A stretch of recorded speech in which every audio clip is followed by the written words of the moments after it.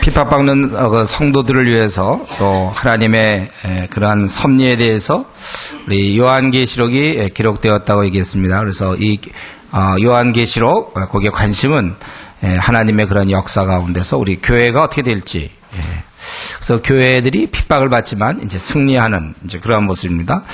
우리 1장부터 3장까지가 우리 지상교회에 대해서 얘기했다고 그랬죠. 한 7개 교회에 대해서 좀 얘기하고 4장, 5장이 그러한 주체가 되는 보좌에 앉으시니 하늘문이 열리고 하나님도 보이고 또 어린 양 예수도 보이고, 이것은 아마 그 당시 성도들, 박해받는 성도들에게 큰 위로가 되었을 것입니다.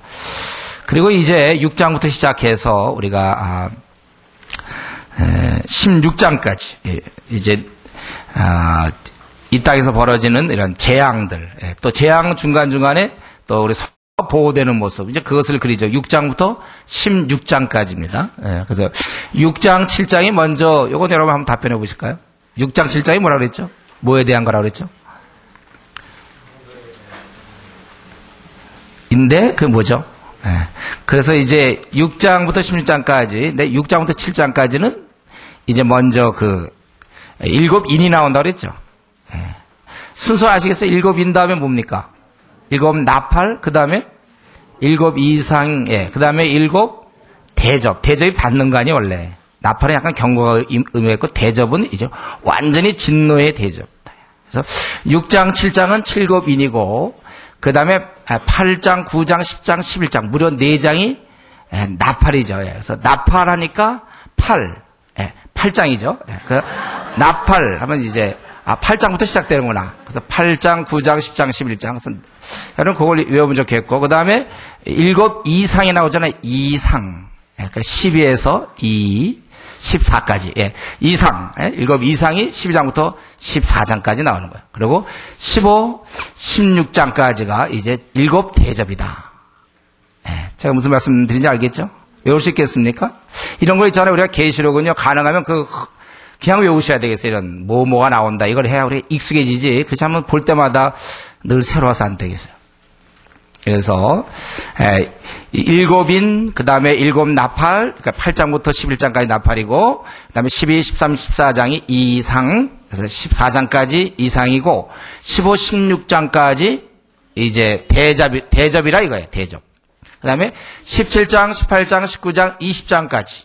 여기에 주로 사단이 멸망당하는 건데, 먼저 3장은, 그러니까 이걸 같이 그냥 대적의 멸망이라고 생각하면 됩니다. 그래서 17장, 18장, 19장, 20장인데 맨 마지막 20장에 최후의 사단의 멸망이 나오고, 그 앞부분 3장은 그의 동맹자들, 뭐 짐승이라든가 음녀라든가 뭐 용이라든가 이제 그것이 멸망당하는 얘기가 나오고, 그럼 당연히 사단이 멸망당했으니까 이제 21장, 22장 마지막까지는 새하늘 새 땅에 대한 얘기예요.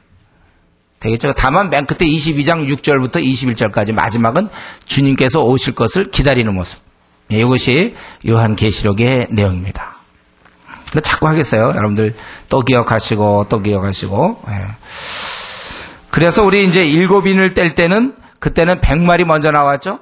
7인 할 때는 100마리 나와서 항상 이거 또 이기려고 하는, 계속 이기려고 하는. 그래서 우리 100마리 탔다고 해서 무조건 그리스도라고 해석하면 안 된다고 그랬어요. 100마리. 그 다음에 이제, 붉은 말이 나오죠. 그래서 전쟁, 붉은색 전쟁. 그 다음에 검은 말, 사망. 그 다음에 청황색 말 나와서 죽음. 이런 것들이 4 재앙이 먼저 보여지고, 7인을 뗄 때, 5번째, 이제, 순교자가 기도하고, 6번째 큰 지진이 나고, 그 다음에 그 해가 이제 검어지고, 뭐, 1000채 이상 있어서 사람들이 바위와 나를 덮어라. 피하고 싶다.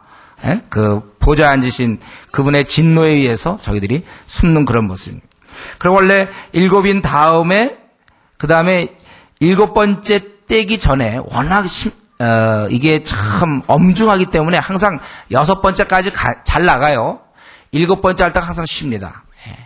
항상 그렇게 돼 있어요. 그래서 6번째가 잘 나가다가 7번째 할 때 지금 어마어마한 재앙을 얘기하다가 7번째 이제 인을 떼기 전에 바로 우리 성도가 보호받는, 그래서 14만 4천, 그것은 구원받는 수가 아니라고 그랬어요. 이미 하나님 종인데 보호받는 것이 14만 4천이다.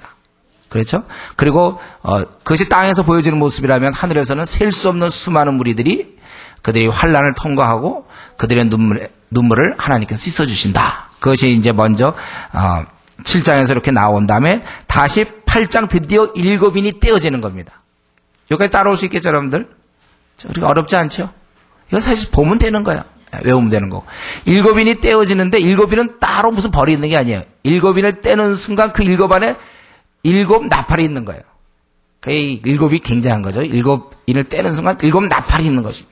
이 나팔은 이제 또 재앙을 주는 거예요. 그럼 이것도 우리가 예상컨대 6째 나팔까지 불겠다는 걸 알겠죠. 7번째 나팔은 쉽게 안 들려나요. 6번째 나팔까지. 그래서 그것은 이제, 좀, 아까 인보다는 좀 더 강도가 세죠. 그래서 땅과 수목의 3분의 1이 없어져, 다 사그라지고, 땅, 그리고 이제 이 바다의 3분의 1, 또 그 바다 안에 있는 물고기들 있잖아요. 뭐 명태라든가 무슨 오징어라든가 3분의 1씩 다 없어지고, 3분의 1 다 없어지고, 그리고 배들도 떠다니던 건 3분의 1 없어지는 거예요. 계속 경고죠, 사실은. 그리고 나서 이제, 땅과 바다와 그리고 강의 3분의 1 물샘에 이런 것들이 없어지고, 그 다음에 이 빛의 3분의 1이 없어져요. 해, 달, 별들이 3분의 1이 다 어두워진다. 그리고 5번째 게 이제 여기까지가 좀 지상에서 벌어지는 거라면 좀 5번째부터는 이제 귀신, 악마 뭐 이런 것들이 등장하는데 무정에서 황충이 드러난단 말이에요. 아주 가공스럽게 생긴 그것이 이제 나타나가지고 사람들을 갖다 5달 동안 지난번에 했죠? 정갈에 쏘는 것처럼 그냥 5달 동안 사람들이 죽기를 구해도 죽을 수 없었다. 비참한 이제 그러한 상태고 6번째는 이제 유브라데 네 천사가 드디어 나타나서 불과 연기와 유황으로 마병대 2억이 2만만이 나타나가지고 3분의 1의 인류를 죽이는 거니까 어마어마한 재앙이죠. 3분의 1이면 가족 중에 최소한도 만약에 6식구일 때는 2류 항상 죽는 거. 모든 집집마다 전 세계 인류에 지금 만약 이것이 지금 시행된다면 한 20억 정도가 죽는 거죠. 엄청나게 죽는 거예요. 그래도 사람들은 아무리 죽여도 회개는 안 해요. 딴 건 다 해도 회개는 절대로 안 한다. 이제 여기까지가 우리 지난 시간까지 살펴본 겁니다. 어때요? 이거 생각이 납니까? 또 언제 했습니까? 또 그런 사람 있어요? 생각나죠? 이제 10장, 11장. 오늘 이제 그거는 아직 오늘 10장, 11장 중에 11장 15절에서 비로소 7 천사가 나팔을 부는 게 나오죠. 그래서 요때까지 또 막간이에요. 우리 6째 인과 7째 인 뗄 때 14만 4천과 셀 수 없는 무리의 그런 어떠한 그 위로가 주어지는 것처럼 재앙이 쭉 얘기해서 지금 거의 만약에 전 인류의 3분의 1이 죽는 그런 엄청난 재앙을 얘기하다가 차마 7째 재앙까지 바로 나갈 수가 없어서 거기서 또 우리 성도들을 위로하기 위해서 이제 10장부터 11장 14절까지 이제 또 막간에 이제 그 교회의 모습이라든가 이제 우리의 보호받는 모습 이런 걸 얘기한 다음에 그리고 7째 나팔이 부는데 바로 나오질 않고 이번에는 7째 나팔이 분 다음에도 또 막간이 좀 있어요. 쭉 그러면서 그 7 이상이 그 안에 들어가는 거죠. 그리고 나서 본격적으로 이제 15장에 이르러서야 대접이 2번 15장, 16장 나오고 이제 그런 끝이에요. 대접 나온다면 끝입니다. 그 다음에는 이제 그 주를 대적하는 세력들이 멸망당하는 거, 그 다음에 새하늘 새 땅, 그 정도입니다. 오늘 우리 본문에서는 힘센 천사가 한 명 나타나고 11장에서는 2 증인, 이 2가지입니다. 오늘 살펴볼 것은. 힘센 천사와 2 증인인데 오늘 그 10장에서 보면 힘센 천사가 하는 일은 2가지였어요. 이제 하나님이 하신 것들이 하나님의 그런 복음대로 그대로 된다. 그 7절에 그 속히 그것은 이루어진다. 경고하기 위해서 이제 그가 나타난 것이고 그리고 작은 책을 전달하기 위해서 이제 이 힘센 천사가 나타난 것이고 11장에서는 이제 2 증인이 나오는데 그 2 증인은 한 번은 이제 힘있게 움직이다가 7절에 보면은 무정회로부터 올라오는 짐승으로 인해서 그가 죽게 되고 그래서 그것이 끝인가 생각되었는데 11절에 보면 저들이 부활했다. 이제 그 내용입니다. 자, 오늘 좀 우리가 계시록은 좀 약간 이 흐름을 좀 외워야 되겠어요. 오늘 우리가 살펴볼 말씀 뭐냐면 힘센 천사가 나타났는데 그가 하는 일은 두 가지라고 했습니다. 뭐라고 그랬어요? 두 가지 뭐라고요? 하나님께서 약속하신 복음대로 그대로 될 것이라는 걸 외치는 것과 하나는 작은 책을 전달하는 일 때문에 10장에서 힘센 천사가 나타나고 11장에서는 두 증인이 나타난다고 그랬죠? 두 증인이 나타나는데 이제 거의 교회라고 볼 수 있어요. 이제 교회. 그래서 그들이 증거하다가 무정에로부터 올라온 짐승에서 죽었다가 다시 부활한다. 그 내용입니다. 아시겠죠? 오늘 우리가 살펴볼 내용. 자, 그럼 한번 이제 살펴보겠습니다. 우선 힘센 천사가 등장해요. 다 우리가 생각할 때는 천사들이 힘이 셀 것 같은데 우선 힘센 또 특별히 표현돼서 힘센 천사다. 그는 뭐냐면 구름을 입었다 그래요. 구름을 입고 하늘에서 내려오는데 그 머리에는 무지개가 있고 그 얼굴은 해 같고 그 발은 불기둥 같으며 그 손에 펴놓인 작은 책을 들고 그 오른발은 바다를 밟고 왼발은 땅을 밟고 사자의 부르짖은 것 같이 큰 소리로 외치니 외칠 때 일곱 우레가 그 소리를 발하더라. 이렇게 돼요. 지금 우리가 이 힘센 천사가 등장하는데 우리 이제 이런 걸 보면 이제 얼굴은 해 같고 뭐 이러면 이제 그리스도 이렇게 생각이 쉬운데 지금 여기 분명히 천사라고 얘기했으면 우리가 그냥 천사로 생각하면 돼. 우리는 뭐만 나오면 그리스도 이렇게 이상하게 그런 식으로 돼 있어요. 그래서 주님의 모습이라기보다는 이제 아주 좀 특이한 아주 힘센 천사인데 그런 구름을 입고 그 머리에 무지개를 무지개 있는 거 뭔가 쓴 것 같기도 하죠. 그 얼굴은 해 같다고 그랬어요. 그 발은 불기둥 같고 그 손에 펴놓은 작은 책을 들고 그 오른발은 바다를 밟고 왼발은 땅을 밟고 있다. 그러니까 이 천사가 전 세상을 완전히 주관하고 있는 거죠. 여러분 그 한 발은 바다를 밟아요. 오른발은 바다를 밟고 왼발은 땅을 밟는다. 여러분 그 어떠한 이미지가 이렇게 떠오릅니까? 어디 우리 동해 바닷가, 서해 바닷가 이런 데 가서 그 물과 그 모래와 물 사이 경계에서 양쪽에 그거 한 걸 얘기하고 그런 모습은 아니겠죠, 여기서. 예?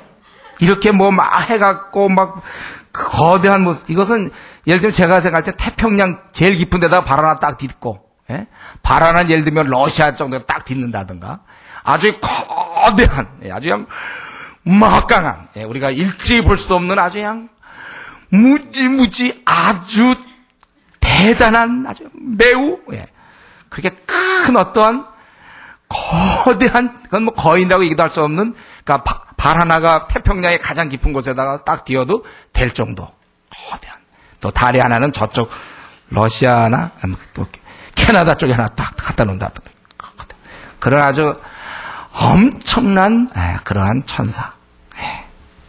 그가 이제 부르짖을 때 부르짖어도 뭐 조그맣게 무슨 뭐 멍멍이처럼 뭐 그런 정도가 아니고 그건 당연히 사자같이 부르짖어야지 그런 거대한 인물이 말이죠. 멍멍이 같이 개 짖는 소리 뭐 이런 식으로 나오면 되겠습니다. 사자같이 부르짖었다 이거. 그래서 큰 소리로 외치니 또 외칠 때 그에 걸맞게 일곱 우레가 그 소리를 발하더라 이렇게 되어 있어요. 그래서 그가 외친 것인지 아니면 외칠 때 어떤 응답되면서 들려오는 것인지 정확하진 않아요. 어떤 일곱 우레가 발할 때 내가 기록하려고 하다가 그러니까 일곱 우레가 발하니까 아마 우레마다 어떠한 또 내용이 있었는지 그건 정확히 모르겠습니다. 그래서 그거 들으니 하늘에서 소리 나서 말하기를 일곱 우레가 발한 것을 인봉하고 기록하지 말라 하더라. 그래서 이제 그것을 이제 기록하지 않는 것이죠. 우리 하나님의 계시는 때때로 이렇게 누설되지 않을 때가 있습니다. 우리 고린도후서 12장 4절에도 봐도 세상 사람들이 감당하기 어려울 때 하나님께서 그것을 허락지 않아요. 우리는 이것을 오히려 우리 입장에서는 감사한 것이죠. 하나님 모든 걸 만약에 다 알려주신다면은 우리는 참 너무 어려울 거예요. 우리에게 정말 필요한 것만 알려주셔야지. 막 우리가 알 필요도 없는 거 아니면 오히려 알면 해가 될 만한 사람이 예를 들면 자기가 죽을 걸 안다든가 이러면 굉장히 그건 좋지 않지 않습니까? 예를 들면 뭐 그런 식으로 만약 모든 걸 다 알려준다면 우리가 참 힘들었을 거예요. 네, 하나님께서 우리에게 필요한 것만 알려주시는 거예요. 오히려 우리는 그것을 감사하신 거예요. 만약에 하나님이 우리에게 우리가 그 필요한 것만 알려주지 않고 모든 걸 다 알아준다면 그럼 우리는 너무나 많이 벅찰 것입니다. 우리는 참 그러면서 이러한 신구약 66권, 만약 예를 들면 우리가 지금 한 권이라 감사한데 막 이런 걸 66권을 준다고 합시다. 66권. 이 신구약 66권을 또 66권을 준다고 생각합니다.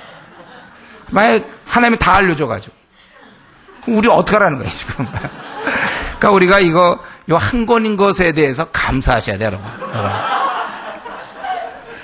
저는 참 이 말씀 보면서 이게 참 이 한 권인 것이 얼마나 감사한가. 야, 이거 우리가 한 권만 주셨구나. 이걸 정말 그렇게 많이 주셨으면 우리가 어떻게 감당할 뻔했는가. 참 하나님께 감사하고 동시에 그런데 우리가 동시에 그런데 이거는 그러니까 이 66권 우리 친구의 66권 이거는 우리한테 꼭 필요하기 때문에 주신 것인데 그러한 면에서 우리가 이것조차도 만약 우리가 66권조차도 우리가 충분히 공부하지 못한다면 그건 우리가 하나님의 그런 의도하심에 반하는 결과가 되겠죠. 하나님이 이것을 주실 때는 이건 우리가 꼭 알아야 오늘 본문을 통해서 생각되는 것은 이건 우리한테 꼭 필요하기 때문에 주신 것이다. 그러면 하나님 막아주실 거예요. 우리한테 만약에 이거 안 필요했다면 이 중에 만약에 한 5권만 필요했다면 하나님 5권만 주실 텐데 신구약 66권 결국 한 권의 책이지만 이것을 하나님 주실 때는 거기에는 전제가 우리가 그냥 생각해 볼 때 이거만큼은 꼭 알아야 된다. 이런 면에서요. 우리 열심히 공부들 하고 있지만 우리 더 열심히 하셔서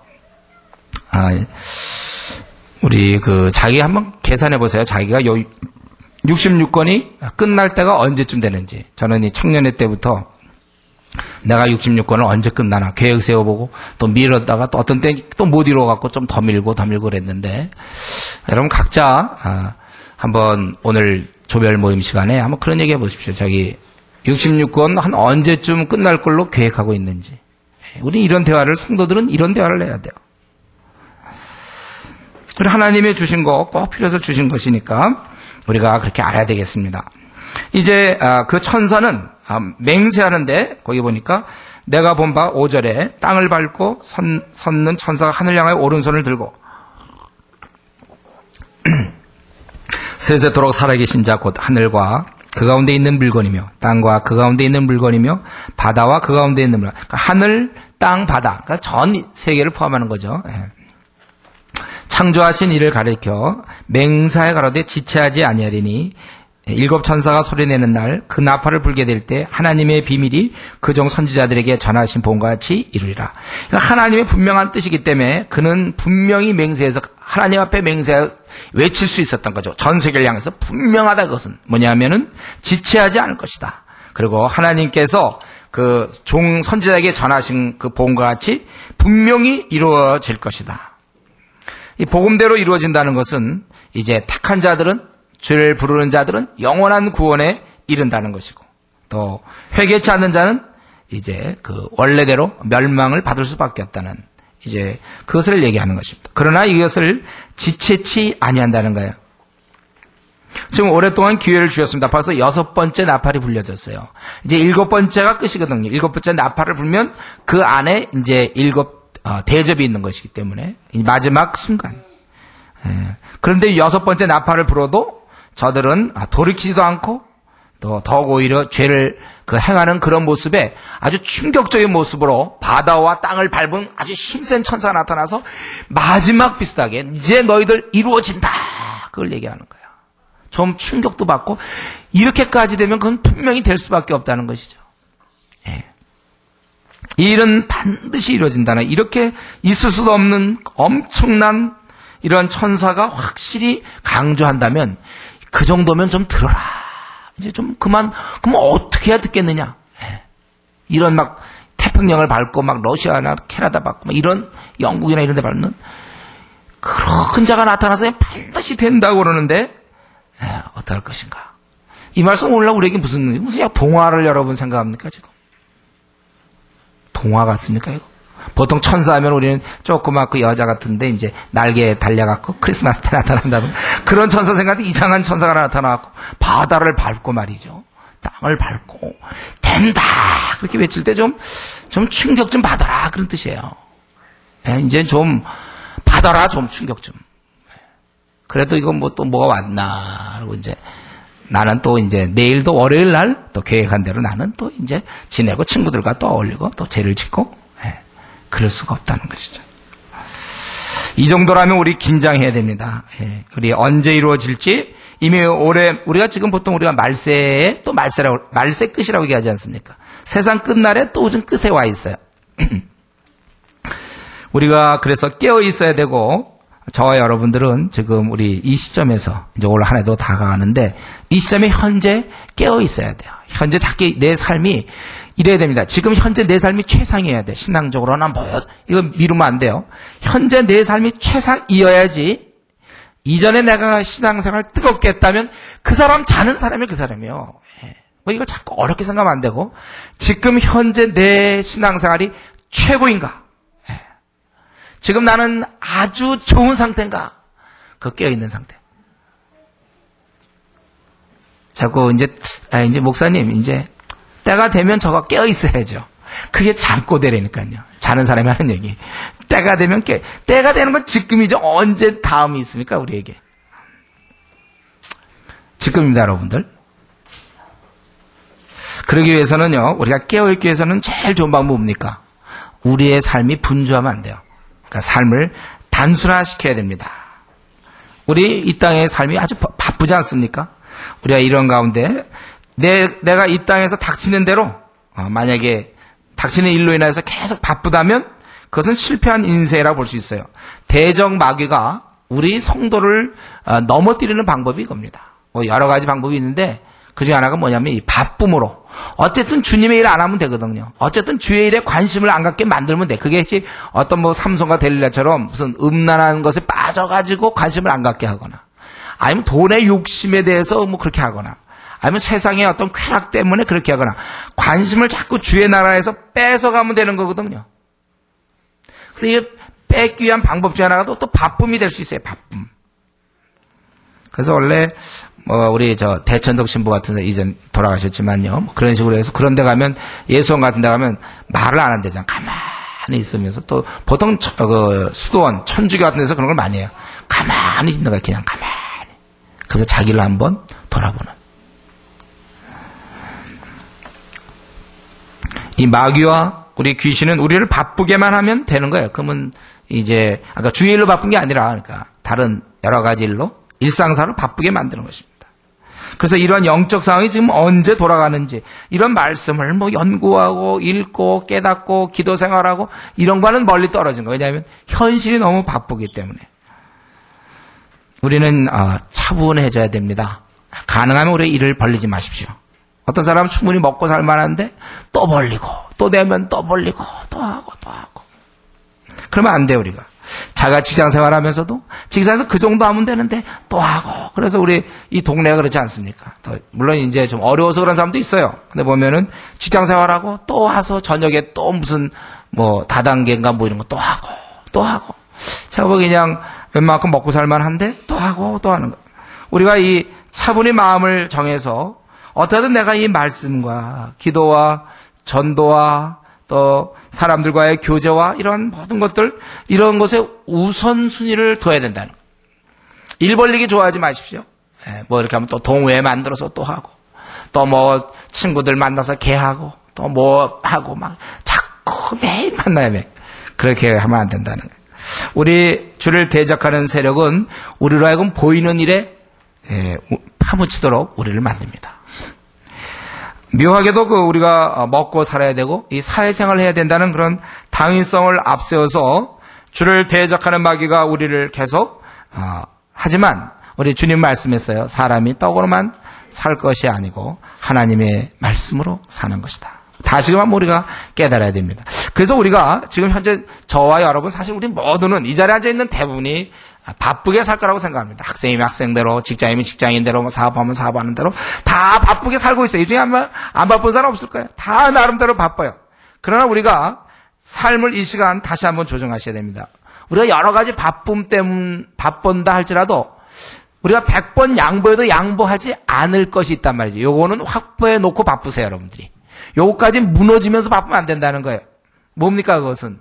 우리가 이 하나님 말씀, 콰이타임 하는 거, 아침에 일어나서 말씀 보고 기도 생활하는 거, 우리가 하루에 1시간 정도 기도하는 거, 또 우리가 개인적으로 성경 연구하는 거, 또 우리가 수요예배, 금요예배, 금요기도회, 우리가 또 예배 드리는 거, 예, 또 우리가 뭐 한 달에 1명 정도라도 이렇게 영혼을 전도하는 뭐 이런 거, 이런 것들은 확보해 놓고, 그리고 우리가 바빠야 된다는 거예요. 이걸 놓친 채 바쁜 것은 그거는 실패할 확률이 큽니다. 그것은 우리가 돈도 벌어야 되고, 또 직장 생활도 해야 되고, 또 친구와 어울려야 되고, 또 영어 공부도 해야 되고, 또 중국어 공부도 해야 되고, 알아요. 학원도 다녀야 되고, 아는데 이것까지 이렇게 침해 당하면서, 이런 것까지 무너뜨리면서까지 중국어를 배울 필요는 없다는 거예요. 이런 걸 무너뜨리면서까지 학원 다닐 필요는 없어요. 이런 걸 무너뜨리면서 사업을 활장할 필요 없어요. 내가 성경도 못 보면서 사업을 활장하고, 내가 제대로 기도 생활을 못하면서 친구들과 어울리고, 그렇게는 안 된다는 거예요. 이러한 영적인 삶을 놓친 죄, 때로는 그것이 이성교제가 될 수도 있죠. 내가 이성교제 때문에 이런 걸 놓치고, 우리가 그렇게 만약에 이런 영적인 삶을 놓친다면 하나님과 하루에 1시간 정도 기도하는 거, 또 말씀 보는 거, 또 우리 영혼을 위해서 틈틈이 전도하는 거, 또 우리가 예배 드리는 거, 이런 것을 다 놓친 채 우리가 삶을 살아간다면 그 생은 아무리 성실하게 산다 할지라도, 또 아무리 나름대로 주님을 위해 산다고 할지라도 그것은 실패한 인생이 되는 것입니다. 그것은 안 되는 거예요. 여러분, 이 시간에 시간표를 다시 짜십시오. 그렇게 살면 안 돼요. 뭐 때문에 삽니까, 우리가? 우리는 단지 이 땅에서 먹기 위해서 태어난 사람들이 아니지 않습니까? 우리는 이 땅에 태어난 이유가 뭐예요? 하나님의 덕을 높이려고 태어난 사람들 아닙니까? 하나님을 섬기고 하나님을 영화롭게 하기 위해서 우리가 태어난 사람들이에요. 근데 하나님을 영화롭게 하기 위해서 우리가 태어났는데, 그래서 먹어야 되고 우리가 살아야 되는데, 그것 때문에 이걸 놓쳐서는 안 된다는 것입니다. 순서가 뒤바뀌어서는 안 된다는 거예요. 제가 이전에 한번 이건 예를 한번 들었죠. 우리 선교사로 떠났는데, 선교사는 고국의 후원을 받아야 돼. 재정 지원을 받아야 돼. 그래서 그 재정 관리도 하면서 보고서도 내면서 이제 사역을 해야 되는데, 선교사로 가가지고 자꾸만 어떻게 하면 재정이 내가 생길 수 있을까? 우선 재정이 있어야 먹고 사니까. 그러다고 해서 가서 한 달 내내 항상 그 보고서 보내는 문서 작성하고, 거기 한국에 전화 걸고, 뭐 자기 후원한 사람 전화 걸고, 그걸로 주 사역을 이룬다면 왜 간 겁니까? 하나님 우리를 이 땅에 내신 목적은 뭐예요? 하나님의 아름다운 덕을 선전기 위해서 우리를 이 땅에 내셨는데, 그래서 우리는 먹고 살아야 돼요. 먹고 사는 이유가 그거예요. 우리가 왜 뭐 좋은 대학을 들어가고, 뭐 좋은 직장 들어가고, 뭐 좋게, 왜 그렇습니까? 하나님의 영광을 위해서 우리가 하는 거란 말이죠. 근데 이 순서가 바뀌어가지고, 내가 왜 대학을 들어가며, 내가 왜 직장을 들어가며, 왜 내가 돈을 버는가? 하나님의 영광을 위해서 하는 거란 말이죠. 근데 이게 순서가 바뀌어서 이것 때문에 때로는 하나님을 영화롭게 할 수 없다면, 그렇다면 순서가 바뀐 거예요. 먼저 그의 나라와 그의 의를 구하는 게 아니라 잘못된 것이죠.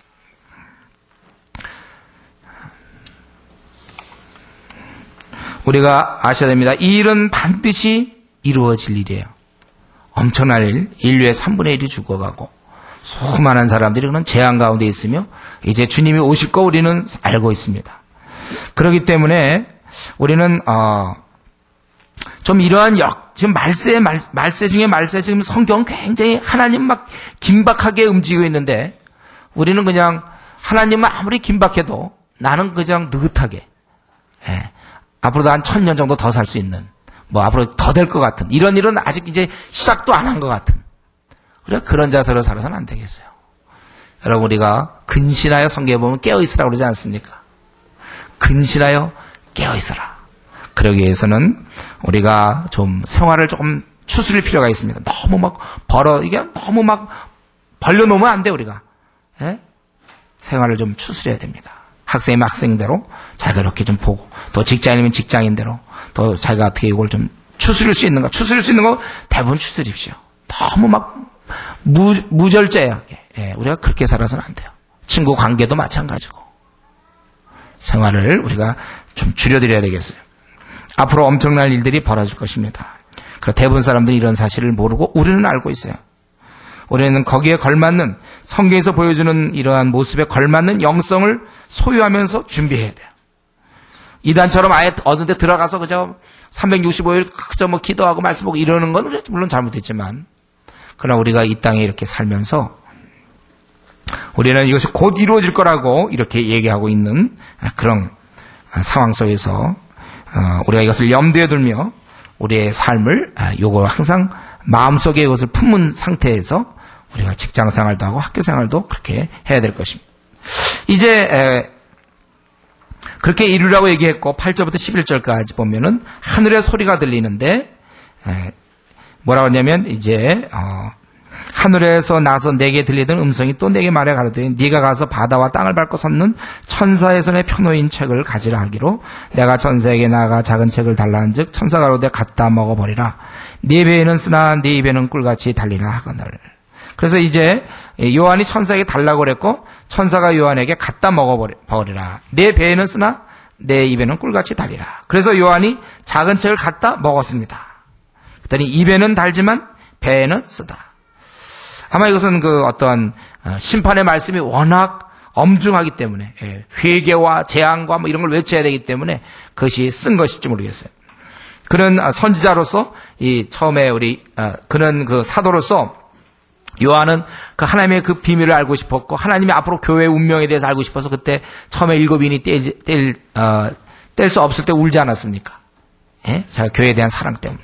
자, 아마 그가 받을 때 그 주신 말씀은 그에게는 너무나 귀한 말씀이지만 그것을 이 땅에 이제 선포할 때 그것은 아주 쓴 그러한 내용인 것 같습니다. 이거 정확하게 우리가 얘기할 수는 없지만요.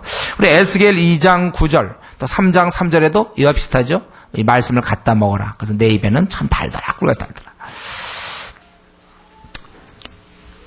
그래서 꿀같이 먹은 후에 내 배에서 쓰게 되더라. 11절 저가 내게 말하기를 네가 많은 백성과 나라와 방언과 임금에게 다시 예언하여 하리라 하더라. 여기 보니까 이제 선지자의 그 선지적 사명이 강화되고 있죠.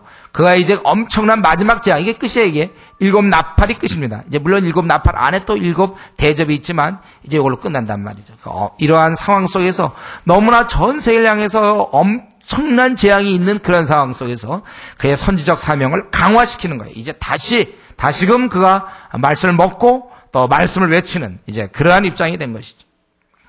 근데 우리는 여기서 한 가지 좀 다시 한번 생각할 것은 뭡니까? 이 작은 책, 하나님 말씀이죠.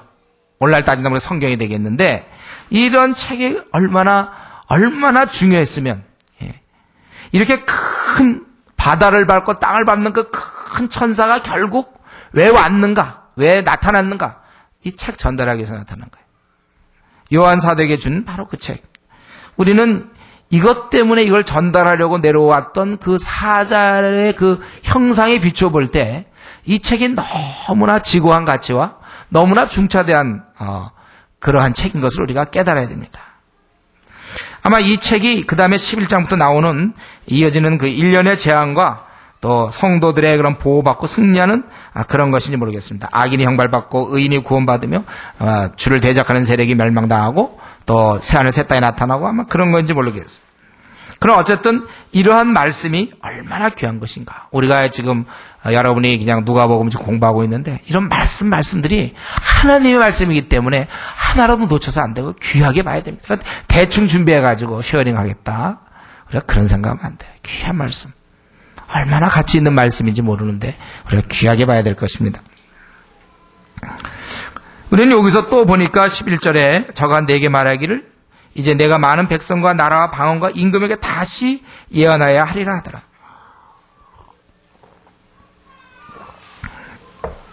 또 아직까지 기회를 주시는 겁니다.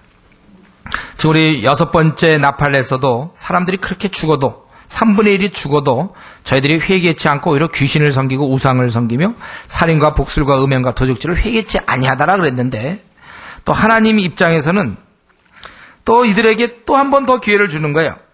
아무리 인간이 회개치 않고 반항을 해도 그렇지만 그 결과가 너무 엄청나니까 할 수 없이 하나님 입장에서는 또 기회를 줄 수 없는 것 같습니다. 이걸 그래서 여기서 끝을 낼 수가 없어요. 물론 이들이 하는 행동은 도저히 용서할 수는 없지만 사실 사람들이 자기 죄를 회개치 아니하면 타는 불못에 던져질 텐데도 그런 운명을 모르고 스스로 기회를 거부하고 있단 말이죠. 저는 아직 그 화장터에 못 가봤는데 어떻게 화장하는지 모르겠지만 사람이 죽으면 아마 그걸 펄펄 끓는 어떤 용광로 같은 데다 어쩌면 이제 집어넣는지 모르겠어요. 그런데 이 죽은 사람 반항하지 않아요. 죽었으니까. 아무것도 모르니까 뭐 펄펄 끓는 용광로든지 아니면 뭐 더 어떤 데를 집어넣든지 뭐 반항하겠습니까? 죽다가 뭐 갑자기 일어나갖고 말이죠. 싫다고 그럴 수도 없고. 그건 죽는 거야 그냥. 그렇죠? 집어넣을 수 있단 말이에요. 근데 만약에 살아있는 자를 그런 데다 집어넣으려고 그러면 어떻게 될까요? 우리 한번 그런 생각해 보세요. 이들의 운명이 그거란 말이죠. 예. 그들은 절대로 막 떠밀어도 막 안 들어가려고 애를 쓸지 모르겠어요. 그러니까 그러지 말라고, 그러니까 들어가지 말라고. 그때, 그러니까 들어가지 말라고 빨리 그 죄 때문에 그러니까 이 죄를 회개할 것을 하나님께서 촉구하는데 이들이 아무리 재앙을 줘도 인류의 3분의 1이 죽는 또 그전엔 또 5달 동안 차라리 죽었으면 좋겠다 할 정도로 엄청난 고통을 가해도 저들은 회개하지 않단 말이에요. 그런데 자신들이 그 몰라가지고 또 그들의 완고함 때문에 이런 죄성 때문에 싫어서 덤비고 무시하는데 그러나 하나님 입장에서 보면은 그래도 이들을 또 불쌍히 여기는 거예요. 계속 당하고 또 당하고 또 당하고 인류 역사가 시작된 부터 지금까지 계속 배신의 역사 아닙니까? 계속 당하시고 또 독생자를 주셔도 또 당하시고 공의로운 그분의 심판은 분명히 하셔야 되는데 그 최후 일각까지 그 자들에게 또 기회를 주시는 것입니다. 저는 우리가 이런 면을 좀 배워야 된다고 생각해요. 저와 여러분들은 이런 마음. 우리 하나님께서 물론 이제 마지막이에요. 또 마지막이고 저들은 회개하는데 그 마지막 순간에 또 마지막 또 긍휼하심을 베푸시는 것입니다. 끝까지 저들을 붙잡고자 하시는 그런 마음. 우리가 그것을 배워야 될 것입니다. 그래서 우리 주위에 이제 타는 불못에 떨어질 사람들, 그 화장터의 그 용광, 한번 봤으면 좋겠는데, 펄펄 끓는 그곳에 이제 들어가야 될 운명에 처해 있는 우리 주위에 가족을 위해서 기도할 수밖에 없는 거예요. 친척을 위해서 우리가, 또 친구를 위해서 기도할 수밖에 없고, 여기 분명히 뭡니까? 이 힘센 천사가 하면 얼마나 좋겠어요. 근데 힘센 천사가 해도 안 돼요. 우리 주님이 해도 안 됐는데 뭐. 이거는 우리 그 인간이 힘센 천사가 하는 것이 아니고 전달받는 말씀을 먹은 자, 바로 우리들이죠. 우리들이 하는 일입니다. 이거는 우리가 주께서 우리에게 맡기신 일이에요. 그래서 이 10장은 중간에 10장에서는 이것이 지체되지 아니할 것이고 그러면서 최후로 한 번 더 기회를 주는 모습이 10장에 보여지는 것입니다. 그러니까 이 당시에 많은 사람이 로마 황제의 박해로 인해서 많이 죽어가면서도 이런 모습을 생각하는 것이죠. 이게 그 일은 이제 분명히 이루어지는 것이고 그리고 우리가 그런 사명을 감당해야 되겠다. 그리고 계속해서 11장에 보면 먼저 신실한 성도를 보호하는 모습이 나오는데 거기 보면은 4개 지팡이 같은 갈대. 이 갈대는 그 당시 자아야, 자. 그러니까 이렇게 측량할 수 있는 것, 청량할 수 있는 것. 주며 말하기를 일어나서 하나님의 성전과 제단과 그 안에서 경배하는 자들을 청량하되 성전과 제단과 그 안에서 경배하는 자를 청량한다. 그래서 이제 보호한다 그런 뜻이죠. 성전 밖 마당은 청량하지 말라. 그냥 두라. 이것을 이방인에게 주었은즉 저희가 거룩한 성을 42달 동안 짓밟으리라. 여기서 내용은 뭐냐면 성도는 보호해 주겠다. 그러나 불신자에 대해서는 이제 저들이 재앙을 받게 된다. 그것이죠. 그래서 보면 여기 42달 그것은 그 다음 3절에 나오는 1260일 30일로 계산했을 때 3년 6개월 또 그것은 42개월 같은 말입니다. 지금 계속해서 지금 3년 반이 사용되고 있어요. 3년 6개월. 여기서 얘기하는 42달 3년 6개월이고 또 1260일 이게 3년 6개월입니다. 이것은 아마 우리가 생각할 때 저들을 3년 6개월 이 복음의 시대를 얘기하는 것 같아요. 저들에게 이 성도들을 보호하고 또 재난은 계속되고 있고 이럴 때 보니까 이제 두 증인이 나오죠. 내가 나의 두 증인에게 권세를 주리니 저희가 굵은 베옷을 입고 왜냐하면 지금 상황이 너무나 엄청난 회개를 외쳐야 되고 참 이제 다 망하게 되는 그런 상황에서 베옷을 입고 이것은 회개를 선포하는 모습이죠. 굵은 베옷을 입고 1260일을 예언하니라. 이는 이 땅에 주 앞에 서 있는 두 감람나무와 두 촛대니 우리 촛대가 뭔지 알죠? 바로 교회를 얘기하고 있죠. 감람나무는 교회에 계속 이제 촛대의 기름을 공급하는 거. 이거 스가랴에서 우리 공부했습니다. 예? 감람나무와 촛대가 있어야 돼. 그래서 감람나무의 그 기름이 계속 촛대로 흘러가서 계속 빛을 발하는 모습을 우리가 스가랴에서 4장에서 우리가 공부했는데, 예, 그래서 이제 결국 이 두 증인이라는 것은 결국 이제 교회를 상징하는 거예요. 교회를. 그래서 그들이 엄숙하게 1260일 동안 이제 저들이 활동하게 되고, 그때는 아무도 세상이 저를 저지할 수 없다는 것입니다. 이들이 복음을 증거하고 이럴 때 세상은 막을 수가 없어요. 거기 5절에 만일 누구든지 저희를 해고자 한즉 저희 입에서 불이 나서 그 원수를 소멸할지니. 입에서 불이 나는 거 지난번에 한번 그런 거 있었죠. 입에서 불이 나서 사람 막 죽이는 거 있잖아요. 입에서 불이 나오는 거. 이번에는 이 교회에서 입에서 불이 난다. 교회가 권세가 있는 것이죠. 그래서 누구든지 해하려면 반드시 이와 같이 죽임을 당하리라. 이 복음 전도와 우리 교회가 하고 있는 증거의 사역을 세상이 막을 수 없다는 것입니다. 저희가 권세를 가지고 하늘을 닫아 그 예언한 날 동안 비 오지 못하게 하며.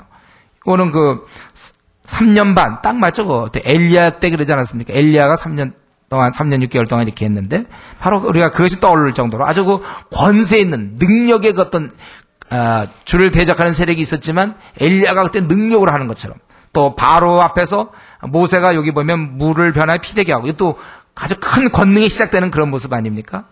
그래서 아무 때든지 원하는 대로 여러 가지 재앙으로 땅을 치리라. 그래서 교회가 큰 권능을 갖고 사역하는데, 그건 언제까지만이에요? 1260일만. 그러니까 3년 6개월 기간. 우리는 언제일지 모르지만 우리가 지금 생각으로는 이 복음을 우리가 전할 수 있는 지금 이 시대를 생각하면 되겠어요.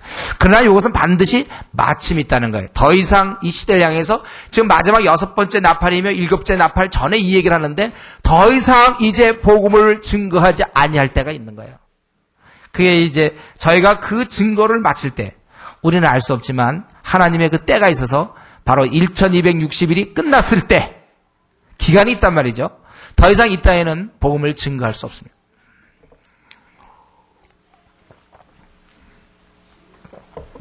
그때까지만 이제 하는 거예요. 이때는 어때요? 우리가 교회가 세상에 대해서 권능을 갖고 하나님 말씀을 전할 수 있어요. 이것은 주님이 오심부터 시작됐죠. 주님께서 모든 권세를 내가 가졌으니 너희가 가서 이제 복음을 전 제자를 삼으라. 이 명령을 지금 가로막을 것이 없습니다. 우리는 계속 아무리 막아도 이것은 전파되고 있는 거예요. 중국에서도, 아니 공산주의 치하에서도 되고 있는 거, 이슬람 땅에서도 되고 있는 거예요.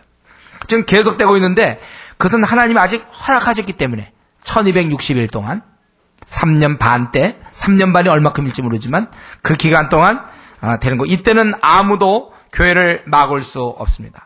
그리고 우리가 교회가 이런 일을 할 때, 두 증인이 이런 일을 할 때 권세를 얻기 때문에 이런 일을 하면서 이러한 권세가 드러나는 것입니다.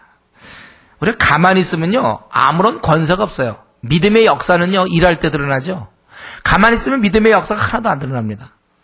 또 믿음의 역사가 없으니까 더욱더 가만히 있게 돼요. 그래서 가만히 있는 교회는 그냥 가만히 있어요. 그냥 계속 가만히 계속 가만히 있는 거예요. 일할 때 능력이 나타나요. 간증이 있는 거예요. 그래서 일하는 사람에는 간증이 있습니다. 우리 보통 이것은 선교지 가면 그렇잖아요. 선교지 가면 저희 이제 교회에서도 이번에 또 2월에 우리가 또 태국에 가려고 그러는데, 또 우리 중국에도 가려고 그러고. 그럼 왜 그러냐면 그런 곳에서 정말 그 영적 싸움을 해보면서, 거기 있는 우리 선교사님들 보십시오. 얼마나 많은 간증거리가 얼마나 많은지 몰라요. 왜냐면 매번 우리가 사는 삶 자체가 투쟁이거든요. 그러니까 그때마다 하나님 도와주실 수밖에 없잖아요. 그를 죽일 수 없으니까. 그러니까 계속해서 그 안 좋은 상황에서 그가 돌진하기 때문에 매일매일 간증거리에 그냥 권세가 있어요. 저와 여러분이 우리가 주의 증거를, 우리가 주의 일을 하려고 할 때는 그냥 간증거리가 있는 거예요. 교회도 마찬가지죠. 가만히 있으면 아무것도 아니에요. 그래 우리가 막 주의 나라를 위해서 막 열심히 뭔가를 뛰면 자꾸만 그런 아주 그 간증거리가 놀랍게 생기는 거예요.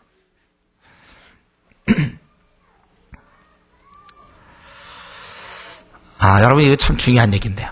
신앙생활은 이렇게 하셔야 합니다.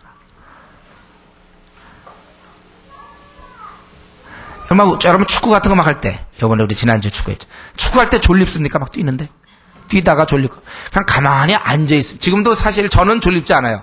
왜냐면 말씀 막 전하기 때문에. 그러나 가만히 앉아있으면 어떨까요? 졸려요. 움직이고 그럴 때 졸립지 않은데. 이런 거 비슷해요. 우리 신앙도 그냥 가만히 주님에서 아무것도 계획하지 않으면요. 참 놀랍게도 아무것도 이루어지지 않아요. 주를 위해서 뭐 힘써 뭘 투쟁을 하지 않으면요. 아무런 간증거리가 없어요. 그러나 주를 위해서 뭔가 해보려고 그래야 간증거리가 있죠. 제가 뭐 자주 말씀드리지만 제가 군대 가서 그냥 군대 생활 말려서 무슨 간증거리가 있겠습니까? 근데 군대에서도 내가 영혼을 구원하기 위해서 막 하니까 그걸 뚫어주시려니까 간증거리가 있는 거예요.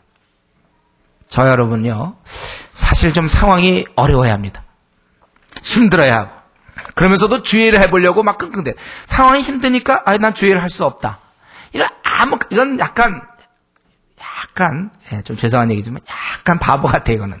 상황이 어려울 때 가만히 있으면 무슨 간증거리가 있어요. 상황이 어려운데도 내가 뜻을 정한 걸 밀고 나가면 거기에 길이 열리면서 간증이 나오는 거예요. 능력이 있어요. 우리가 주의 일을 하려고 그럴 때는 능력이 있는 거예요. 일을 벌려야 되는 거예요. 우리 인터콥에 있는 제가 최바울 선교사님이라고 그분을 제가 지난주에 만났는데 그분이 원래 보면은 뭐 이렇게 무슨 유능한 분이거나 제가 알기로는 무슨 뛰어난 그런 분 같지가 않아요. 근데 이분은 하여튼 돌파 그냥 뭐든지 해 그냥 뭐든지 해요. 그냥 주를 위해서라면 그냥 해요. 그냥 하니까 근데 지금 인터컵 얼마나 많은 일을 합니까? 우리 인터컵을 통해서 220명의 선교사들이 나가 있고 1년에 한 2,000명 정도의 사람들을 제자 훈련시키고 있고. 그때 내가 분명히 봤어요. 그때 그 형제를 봤을 때 정말 뭐 이렇게 뛰어나다 뭐 이런 생각 제가 못했거든요. 평범했고, 어떻게 보면 단순하고 뭐 그런 사람이었어요. 근데 그 사람 제가 뭐 어떻게 하려는 게 아니에요. 그분 아주 귀한 분이시고, 정말 신실하고 뭐 그러나 그렇게 뭐 뛰어나고 그런 사람은 아니에요. 제가 그때 뵐 때는.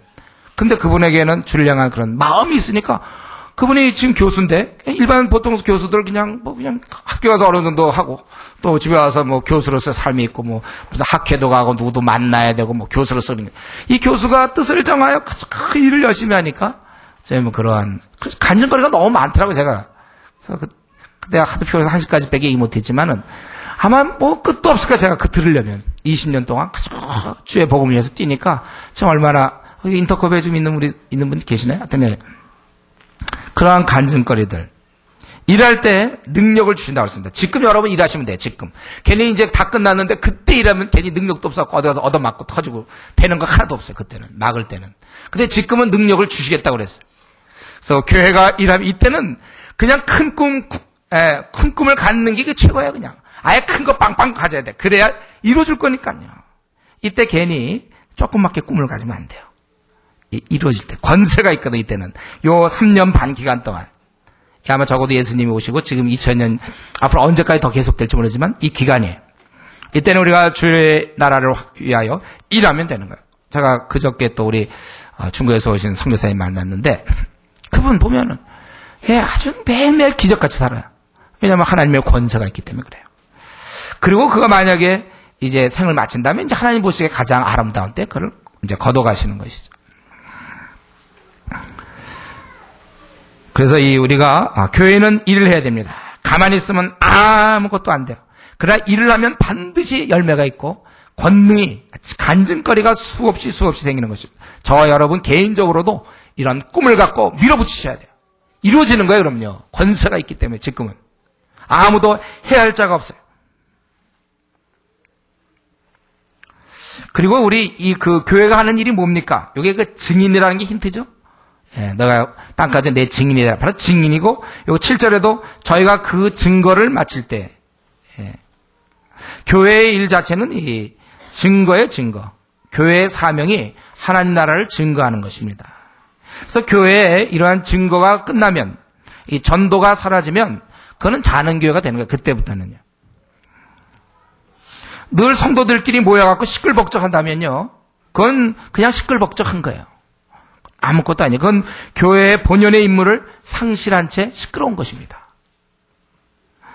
근데 우리 이런 교회들이 점점 늘어나고 있는 그러한 모습을 보고 우리가 한탄하고 속상해하는 것입니다. 제 영국에 있는 교회들 다 그런 거예요. 좀 많이 자고 서구의 교회들, 우리나라 교회도 성도들끼리만 밤낮, 성도들끼리만 좋고 성도들끼리만 지나고 1년 내내 말이죠.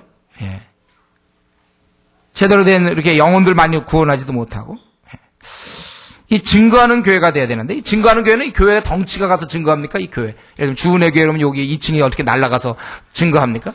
자, 우리 교회가 증거한다면 교회는 증거하고 있구나. 이렇게 여러분 그렇게 생각하면 그거 조는 거예요. 자기죠, 자기. 교회가 우리 아닙니까? 그러니까 우리 개개인이 활발하게 증거의 사명을 감당해야 돼요. 이제 거의 1년이 다 돼가는데 이번 1년 내내 한 영혼도 혹시 구원하지 못한 분 있습니까? 우리 중에. 부끄러워하십시오. 좀 잘못 살고 있는 줄 아십시오. 이런 얘기가 이제 힘들어요. 뭐 이런 분이 있는데. 근데 할 수 없어요, 이거는. 자기의 사명 못하고. 제가 한번 따져보세요. 올해 누구 구원했어요? 몇 명? 아니, 일이 뭡니까? 누굴 구원했습니까, 여러분? 여러분, 이거 구원한 사람 없다면요? 여러분, 딴 갈 거 없어요. 회개하셔야 돼요. 지금 자고 있는 겁니다, 그게. 이 땅에 어떤 일이 있어도 그런 일을, 그거 안 하는 채 지낼 수는 없어요. 1년이 지났는데, 한 영혼도 만약에 구원할 수 없다면 그 증거하는 교인 맞습니까? 아직은 길이 열려 있고 할 수 있어요. 우리 교회가, 우리 한국교회 성도들 가운데 1년 내내 한 명의 영혼도 구원하지 못한 채 직분자가 있다면, 집사가 있고 장로가 있고 권사가 있고 성가대원이 있고 그렇다니까요. 교사가 있고. 그게 자는 거죠. 서서히, 이거 사실 때가 되면 막는 증거가 마칠 때가 있는데 벌써 스스로 자발적으로 증거를 끝내. 어떻게 된 노릇입니까? 우리 기억하셔야 됩니다. 지금은 사탄이 우리의 복음 전파를 막을 수 없어요. 예수 그리스도의 주되심, 그분을 통하여 구원받는 것, 이러한 증거를, 이 복음을 지금은 막을 수가 없다. 요때 힘써 일하는 거예요. 막은 다음에 그때 이제부터 내가 열심히 해보자. 하지 마세요. 그때는. 끝났어요. 그때는. 우리가 기회 주실 때 열심히 하는 것입니다. 앞으로 우리나라다, 또 우리가 앞으로도 계속 지금 정도의 신앙의 자유와 또 계속 복음을 전파했을 때 열매가 있을 것을 앞으로도 계속 그렇게 될 것이라고 믿는다면 그것은 어리석은 일입니다. 우리는 몰라요. 이 일이 언제 끝날지. 그 증거가 끝날 때가 있다는 거예요. 우리는 이 역사적인 이 관점에서 현재 한 2000년 이상 지속되고 있어요. 요거 1260일이 지금 2000년째 계속되고 있는데 앞으로 언제쯤 마칠지는 몰라요. 그건 모르겠어요. 하여튼 마칠 때까지는 열심히 해야 되고, 또 이것은 우리 자기 자신 개인적으로 볼 때도 개인적으로 역사가 끝나는 수가 있단 말이에요. 우리가 생을 마칠 때, 그럼 우리는 그건 끝나는 거예요. 아니면 자기가 건강을 잃어버릴 때, 아니면 걷지 못하거나 치매 걸려가지고, 아니면 너무나 늙거나 중풍에 걸려서 누워 있어야 되고, 그럴 때 이제 그만큼 이런 기회가 줄어드는 거죠. 그만큼 다치는 거예요. 그래서 우리가 한 해라도 젊을 때 움직이게 되는 거예요. 그리고 또 한 가지가 있습니다. 내 육체의 조건 말고 내 마음에 대한 거예요. 마음. 아무리 기회가 있어도 내 마음이 없으면 안 하는 거거든요. 이게 중요하죠. 근데 우리가 나에게 복음을 전할 마음이 있다 없다, 한번 지금 정확히 한번 자신을 들여다보세요. 나에게 복음을 전할 마음이 있다 아니면 별로 없다. 마음이 만약에 있다면 이때 하란 말이에요. 이 마음도요, 시간이 지나다가 보면, 새 속에 이렇게 부대끼다 보면 이 마음이 식어져요. 이거 자꾸 해야만 활성화됩니다. 나 복음을 전할 마음이 있습니까? 그러면 지금 하세요. 우리 신앙생활은 그런 거예요. 내가 때가 되면 전도해야지. 때가 되면 기도해야지. 때가 되면 성경을 봐야지. 그러면 점점 굳어지고 그렇게 안 되게 돼 있습니다. 이 식어짐을 막아야 돼요, 여러분들. 자꾸 활성화시켜야 됩니다. 나중으로 미룰 때, 그때는 이제 어느 날 기회가 주어졌을 때, 그때 마음이 다쳐요. 이게 어떻게 보면 제가 보기 후자가 더 중요합니다. 이런 육체의 질병이나 이건 차라리 이제 자기가 병에 걸려서 누워있더라도 방문하는 사람들이라도 전도할 수 있잖아요. 증거할 기회가 있지만, 아니면 뭐 간호사라도 어떻게 한번 뭐 증거를 하든지 말이에요. 어떻게 할 수는 있지만 마음이 다치면요. 아무리 기회가 주어져도 그건 안 돼요. 네, 현재 여러분 마음이 있으면 그걸 쓰세요. 쓰세요. 활성화시키세요. 이걸 지금만 아니고 내가 때가 되면 하겠다? 절대 안 돼요. 아주 활성화시켜야 돼요. 마음이 있을 때. 그렇지 않으면 식어집니다. 네. 제일 귀한 걸 여러분 얻으신 거예요. 전도할 마음이 있다면 이거 최정상입니다. 신앙에서 아주 좋은 상태 이건. 이 마음은 계속 가지셔야 돼요. 요거 놓치지 마십시오. 한 번, 두 번 빠지고 한 번, 두 번 그냥 미루고 그럼 이게 줄어든단 말이에요. 자기를 믿지 마세요. 마음이 있을 때 하십시오. 마음이 있을 때 놓치지 마세요. 요게 인생을 사는 지혜입니다. 이제 교회가 이렇게 증거를 하지만은 그러나 증거를 마칠 때가 있단 말이에요. 7절부터 거기 10절까지 보니까 교회가 핍박당하고 질밟히게 되는 거예요. 그래서 무적행의 짐승이 이기고 저희를 죽인다. 그래서 저희 시체가 큰 성이 이제 우리는 생각 예루살렘을 얘기하는 것 같기도 하죠. 큰 성 길에 있다. 그래서 다 상징적이죠. 소돔과 영적으로 하면 소돔이라고 하고 또 애굽이라도 아니 소돔이면 아주 그 불경건의 아주 대표적인 것이고 또 애굽이라 하면 아주 이스라엘 생각할 때 가장 그 어떤 수치스러운 장소 또 압제당했던 어떤 보통 세상 그것이 애굽이겠죠. 그 저희 주께서 십자가에 못 박히신 곳이라 아주 극악한 세상을 얘기하고 있어요. 그래서 이 백성들과 족속과 방언과 나라 중에서 사람들이 그 시체를 사흘 반 동안 목도하며 무덤에 장사하지 못하게 두리로다. 3일이라고 그러지 않고 3일 반을 얘기하죠. 아마 이건 주님이 3일 만에 부활하셨기 때문에 좀 그런 어떤 괜히 사흘 그랬다가는 좀 그거 뭔가 연결되는가 싶기도 하고 사흘 반 확실히 달라요. 그리고 3년 반과 사흘 반을 3일 반을 비교하면은 확실히 이게 짧죠. 그러니까 마음껏 복음을 전파하고 수치를 받는 기간은 아주 일시적이라는 것. 그리고 이 두 선지자가 땅에 거하는 자들을 괴롭게 한 거로 땅에 거하는 자들이 왜냐하면 그들의 잘못을 얘기하고 막 재앙이 이른다고 얘기하고 그렇기 때문에 저들이 땅에 거하는 자들이 저희의 죽음을 즐거워하고 기뻐하여 그래서 너무 축하해서 서로 예물을 보내리라 하더라. 서로 우리 예물 볼 때 좋은 날 보내는 거 아닙니까? 생일이라든가 크리스마스 때 서로 예물 보내는 것처럼 야 이거 드디어 교회 망했구나 하고 자기들끼리 막 이제 서로 예물을 보면 축하를 한다 이거예요. 이 마지막 순간 3.5일 동안 교회는 세상에 짓밟히게 되는 것입니다. 교회가 제 기능을 하는 동안에 세상은 불편하게 돼 있어요. 세상으로부터 미움을 받습니다. 성도다울 때 우리는 근본적으로 세상에 미움을 받습니다. 이 진리는요 근본적으로요 근본적으로 세상으로부터 미움을 받을 수 있음을 여러분 기억하셔야 돼요.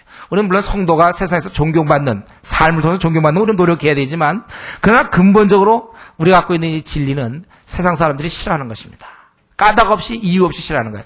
주님을 못 박는 것처럼 이유 없이 못 박는 것처럼 이 진리를 세상은 싫어합니다. 저들은 우리를 싫어한다는 거예요.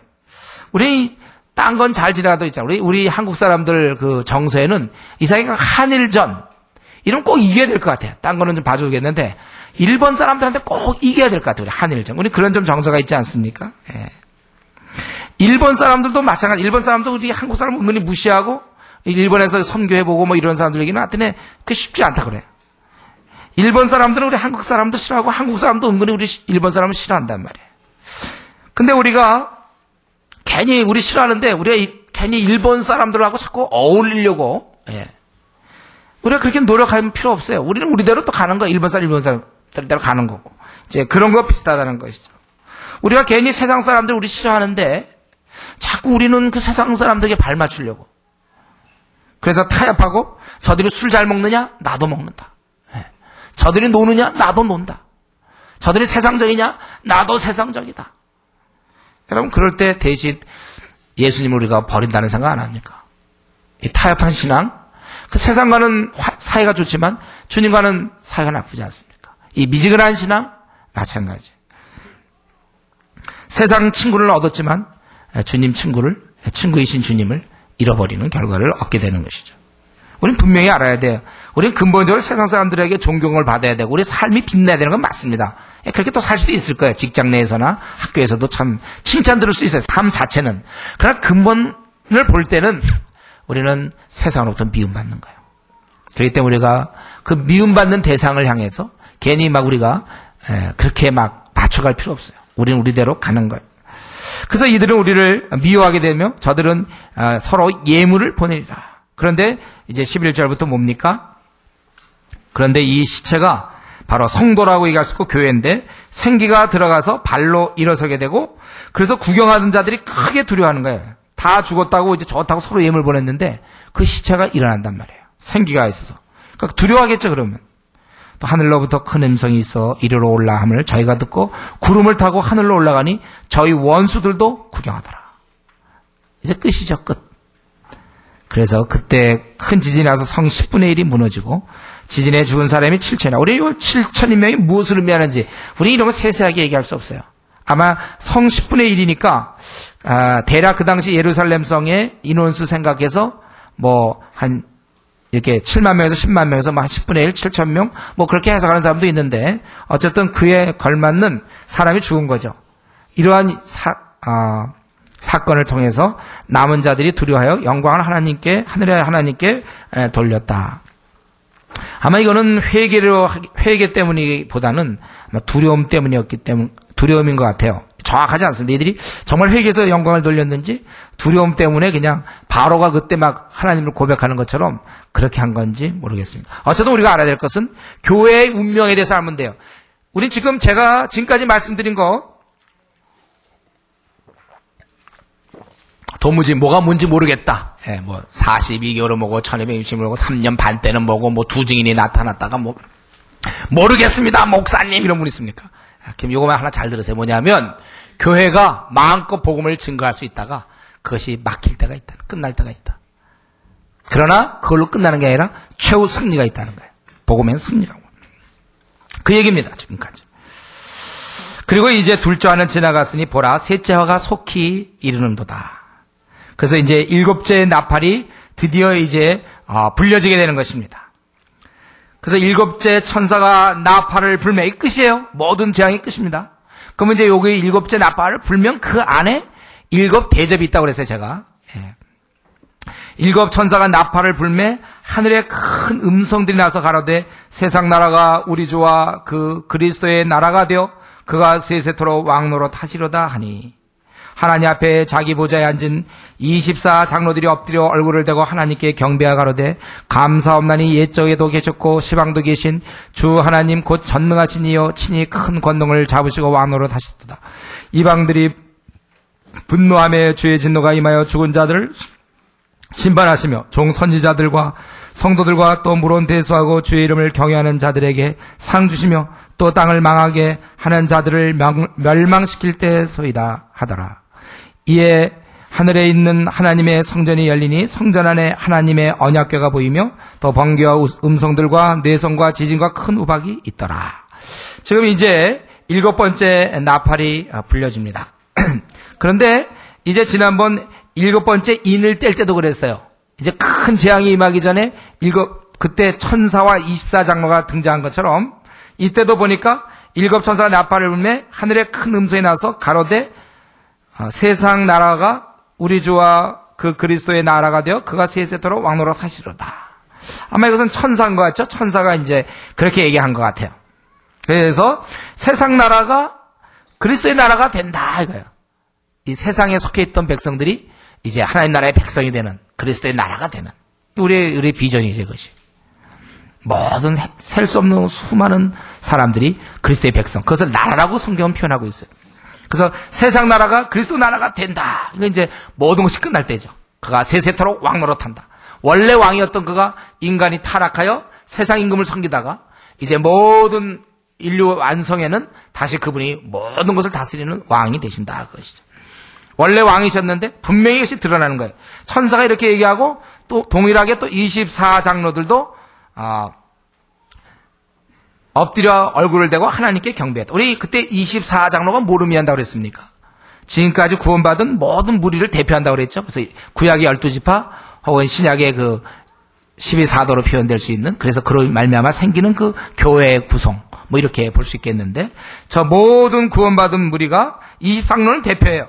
엎드려서 경배하며 감사하고 항상 계시니가 권능을 잡고 왕노릇 하시리라. 드디어 모든 것이 맞춰질 때 왕노릇 한다는 거예요. 이방이 분노하며 그때는 심판한다는 거예요.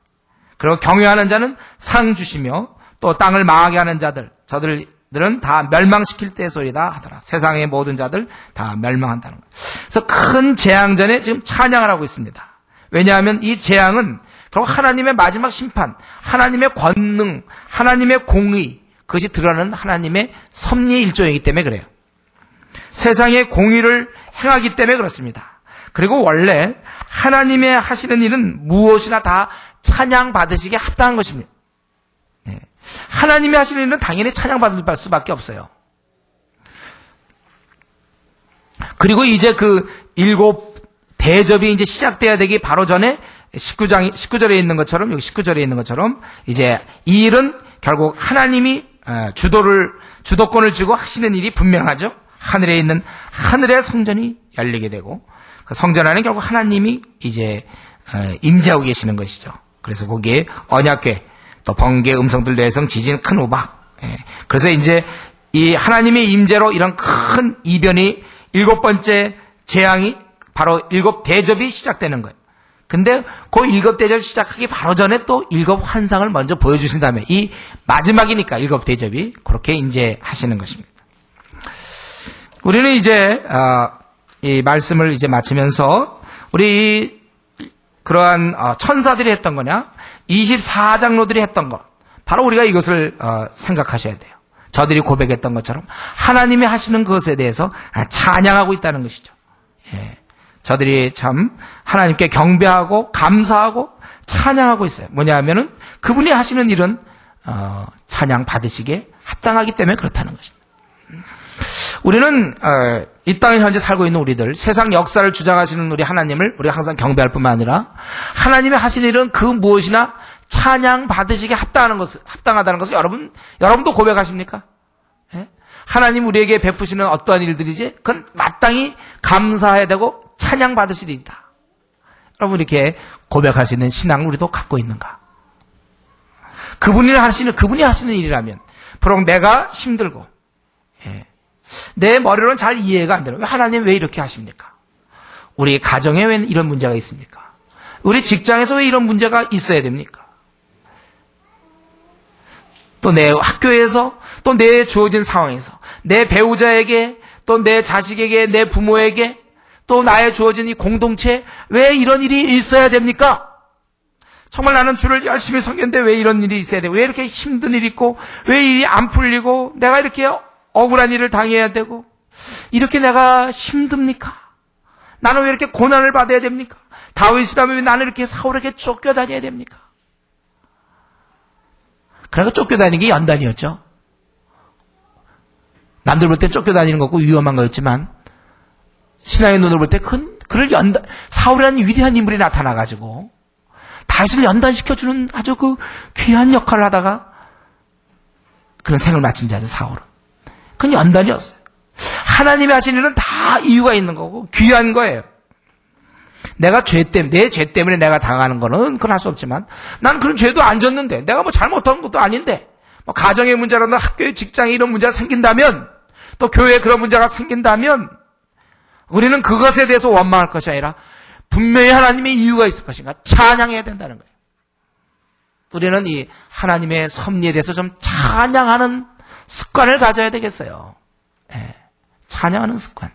자꾸 그 상황을 놓고 따질 것이 아니라 하나님 내가 욥의 그 신앙처럼 이거 다 하나님이 하시는 거니까 찬양 받으십시오. 거둬가시는 분도 하나님이시니까 주신 자도 거둬가신 분 하나님이시니까 찬양 받으십시오. 하나님의 일을 하는 것은 언제나 찬양받아야 돼. 우리 인간끼리는 서로 뭐 어떻게 따져도 보지만 우리 하나님이 나에게 현재 이렇게 허락하신 것, 내가 죄를 져서라면 할 수 없어요.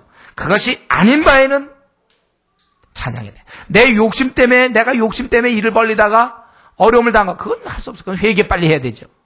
그러나 내가 정말 주를 섬기기 위해서 내 마음 아시는 주님, 내가 정말 그렇게 했는데도 어려움이 있다면은 찬양하자는 거예요. 그분이 하신 일을 다 찬양받기에 합당하신 분입니다. 저와 여러분을 이렇게 지으신 분, 이렇게 어떤 때는 정말 외모적 조건이 좋지 않을 수도 있고 능력이 없고 우리 그렇게 나를 지으신 그분은 이유가 있는 것이고 나를 가난한 집에 태어나게 하신 그분은 찬양받으셔야 될 분이에요. 원만 받으셔서는 안 되고 찬양받으셔야 돼요. 이렇게 허락하신 우리가 그분을 찬양해야 되고 오늘 여기 나와 있는 이 비전 세상 나라가 그리스도의 나라가 된다는 것. 우리는 이것을 우리 마음속에 늘 품으며 우리가 앞으로 전진해 나갈 때 우리는 반드시 이길 것이고 우리가 꿈꾸는 것은 세상 나라가 그리스도 나라가. 지금 이렇게 말 안 듣고 대적하는 이들이 어느 날 바뀌어서 주의 백성으로 정말 구원받는 무리에 저들이 속할 것을 바라보면서 저와 여러분 참으로 우리가 이런 비전 가운데 나에게 주어진 어떤 것인지 나는 찬양할 것이며 세상 나라가 주의 나라 될 때까지 우리는 더욱더 수고를 아끼지 않고 더욱더 전진하는 그러한 저와 여러분 되기를 바랍니다. 우리 같이